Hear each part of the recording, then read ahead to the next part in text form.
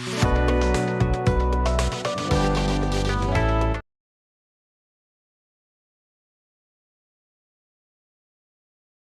Friends, నేను మీ Neeraja. Welcome back to Neeraja kitchen.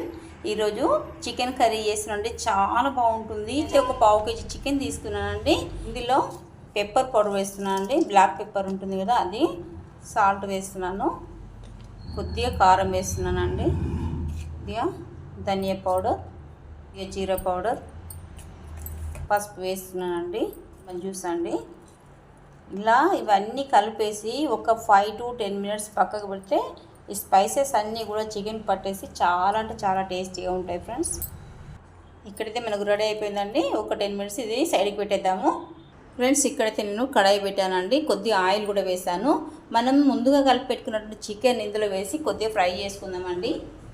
చాలా బాగుంటుందండి ఇది. ఫస్ట్ ఇలా చేసుకుంటే చాలా అంటే చాలా టేస్టీగా ఉంటుంది. ఇది ఒక 5 మినిట్స్ ఇలా ఫ్రై చేసుకొని తీసి పక్కకు పెడదామండి. ఇదంతా కూడా హై ఫ్లేమ్లోనే చేసుకోవాలండి. అప్పుడు మనకు ఈ స్పైసెస్ అన్ని చికెన్కి బాగా పడతాయండి. ఇందులోనే ఇంకొద్దిగా ఆయిల్ వేసానండి. ఇప్పుడు ఇందులో ఉల్లిపాయలు వేసుకుందాము. ఆకు, కొద్దిగా చెక్క వేస్తున్నానండి. 2-3 పచ్చిమిర్చి, ఒక టమాటా ఇలా కట్ చేసి వేసానండి. ఇప్పుడు కొద్దిగా కరివేపాకు, అలాగే అల్లం వెల్లుల్లి, కొద్దిగా సాల్ట్ వేసుకుందాము. అలాగే కొద్దిగా పసుపు వేసుకుందామండి.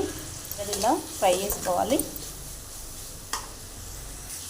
ఇది ఫ్రై అయింది కదండి.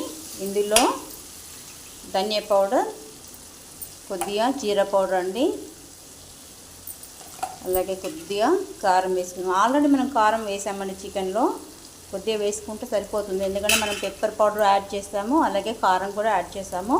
సో మీ స్పైసీనెస్ని బట్టి వేసుకోండి ఫ్రెండ్స్.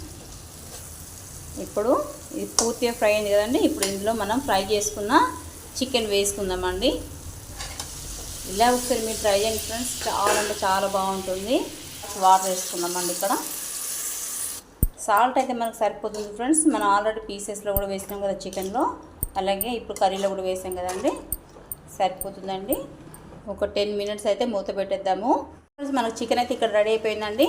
ఇక్కడ చివరిగా కొద్దిగా కస్తూరి మేతి వేస్తున్నాను, కొద్దిగా కొత్తిమీర కూడా వేస్తున్నాను అండి. చాలా అంటే చాలా బాగుంటుందండి ఈ కర్రీ అయితే. మనం కస్తూరి మేతి ఎండింగ్లో కొద్దిగా అంతా ఇలా నలిచి వేసినట్లయితే సో ఫ్రెండ్స్ చాలా అంటే చాలా బాగుంటుంది. మన బగారా రైస్లో కానీ, రోటీ కానీ, చపాతీ కానీ ఎందులో అయినా చాలా అంటే చాలా బాగుంటుందండి ఈ కర్రీ. స్టవ్ కట్ చేస్తున్నానండి. మనకైతే ఇక్కడ చికెన్ కర్రీ అయితే రెడీ అయిపోయిందండి. ఎలాంటి గ్రేవీ లేకుండా సింపుల్గా ఇలా చేసుకోండి ఫ్రెండ్స్, ఎందులో అయినా బాగుంటుంది మనకి. సో ఫ్రెండ్స్, నేను చేసిన ఈ రెసిపీ మీకు నచ్చినట్లయితే లైక్ చేయండి, షేర్ చేయండి, అలాగే సబ్స్క్రైబ్ చేయడం మాత్రం మర్చిపోద్దు ఫ్రెండ్స్. మరిన్ని వీడియోల కోసం మా ఛానల్ అయితే సబ్స్క్రైబ్ చేయండి.